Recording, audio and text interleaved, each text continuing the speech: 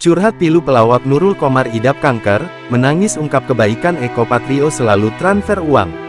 Lama tak terdengar kabarnya, pelawak dan politikus Abah Qomar atau Nurul Qomar ternyata mengidap penyakit. Diketahui bahwa pelawak senior Nurul Qomar kini tengah menderita sakit kanker usus. Di usianya tak muda lagi, Qomar hanya bisa melelang beberapa lukisan hasil karyanya untuk mencukupi kebutuhan hidup. Mengingat saat ini, Qomar mengabarkan, ia harus rutin menjalani kemoterapi karena penyakitnya tersebut.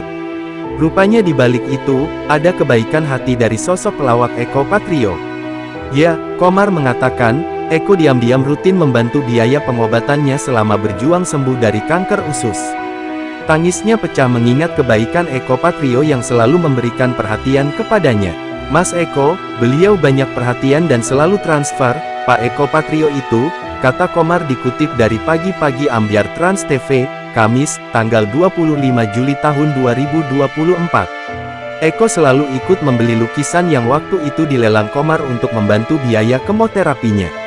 Suatu ketika Qomar pernah bertanya alasan Eko Patrio begitu baik tak berhenti membantunya. Ternyata, kebaikan yang pernah diberikan Qomar yang mungkin dinilai tak berarti justru dinilai berharga bagi Eko Patrio. Saya bilang kenapa sih kamu? Ujar Qomar saat itu pada Eko. Abah dulu yang sewaktu saya di Radio SK numpang di mobil Abah. Enggak cuma diturunin, tapi Abah ngasih saya Rp5.000 Rp10.000 ongkos, kenangnya mengingat perkataan Eko sambil menangis. Hal itulah yang membuat Eko merasa membalas utang budi kebaikan Qomar. Itu saya enggak lupa sampai sekarang saya jadi DPR RI, ucap Qomar menirukan kata-kata Eko. Sebagai informasi, di dunia hiburan, Qomar bersama Dery, Eman, dan Ginanjar membentuk grup pelawak yang bernama Empat Sekawan yang dikenal melalui komedi situasi lika-liku laki-laki.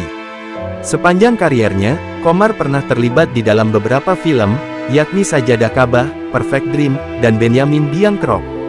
Selain itu, Nurul Qomar juga menjadi rektor Universitas Muhadi Setiabudi Umus Brebes. Namun, ia mengajukan pengunduran diri dari jabatannya tersebut karena adanya persoalan internal kampus.